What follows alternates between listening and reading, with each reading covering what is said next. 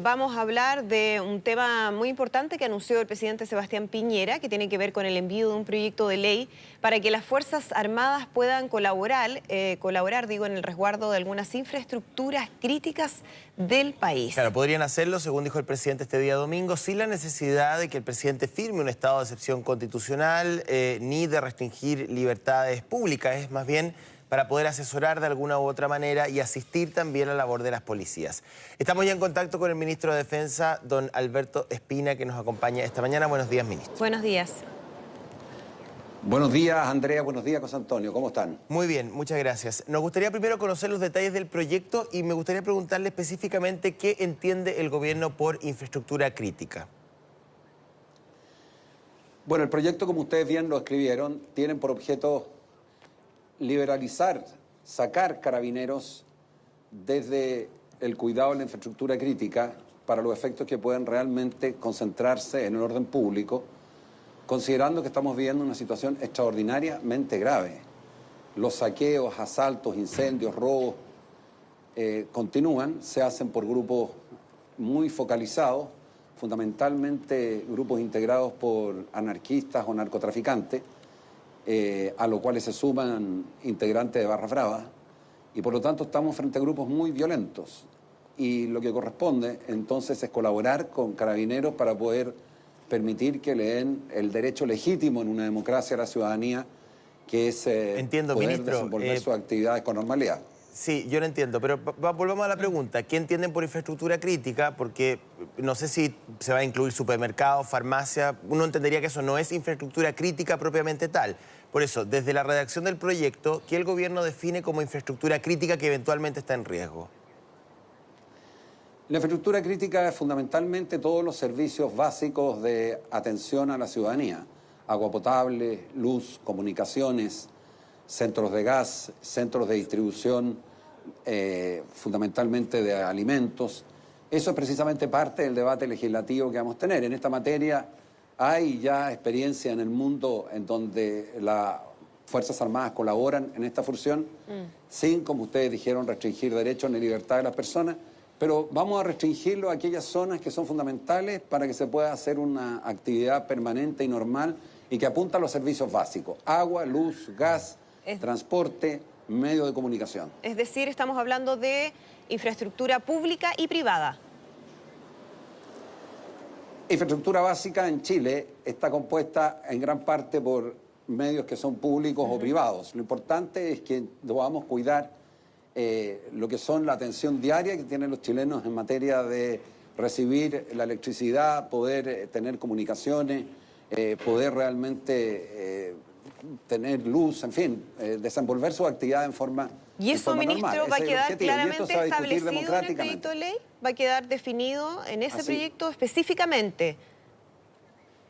Así es, va a quedar definido, Ya, para tranquilidad de todos ustedes, va a quedar definido. Se lo pregunto porque hay quienes dicen que, bueno, ahí se podría generar una discusión respecto justamente a esa definición, pero también respecto a cuáles serían los protocolos que tendrían las Fuerzas Armadas, entendiendo que su formación está pensada en la defensa, más que en el resguardo del orden interno, y que eso eventualmente podría significar un problema. ¿Qué piensa usted al respecto, ministro?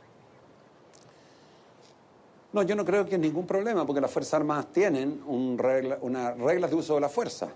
Si ustedes ven lo que ocurrió con las Fuerzas Armadas durante los 9 días que estuvieron en estado de emergencia, los casos que lamentamos mucho, en donde se produjeron fallecimientos, fueron solo 3, que por supuesto que nos afecta. Los lesionados han sido 2. Por lo tanto, existen reglas de uso de la fuerza que se pueden aplicar perfectamente bien. En todo caso, nosotros creemos que esas reglas de uso de la fuerza hay que perfeccionarlas y que se basan en 3 principios. Y es el principio de proporcionalidad. A medida que la agresión va creciendo, la reacción va aumentando. Y sobre todo con los siguientes elementos: que existe una agresión ilegítima, actual, inminente; que exista necesidad racional del medio empleado para impedirla, repelerla; falta de provocación suficiente por parte del que se defiende. Y eso permite, por lo tanto, tener un control adecuado de los medios que se utilizan para proteger la infraestructura. Nosotros no podemos permitirnos el lujo en Chile que grupos organizados terminen destruyendo la infraestructura del país.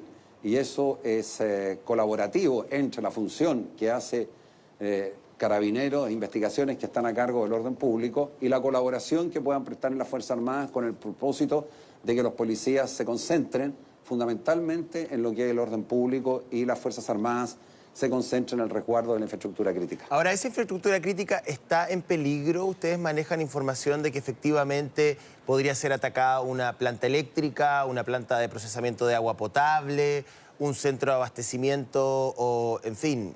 Porque lo que hemos visto hasta ahora efectivamente son desórdenes muy violentos contra el comercio, básicamente, en términos generales, y bueno, eventualmente una alteración de la dinámica habitual de las ciudades. Pero ¿ustedes manejan información de que esto podría escalar más allá y que efectivamente infraestructura crítica, puertos, aeropuertos, servicios básicos podrían verse afectados? ¿Podría haber un riesgo de sabotaje, por ejemplo, en fin? A ver, te doy dos respuestas sobre eso. En primer lugar, la información de inteligencia yo no puedo, por ley, darla a conocer. Y en segundo lugar, de igual forma, existen policías que están cubriendo esa infraestructura crítica porque no la pueden abandonar.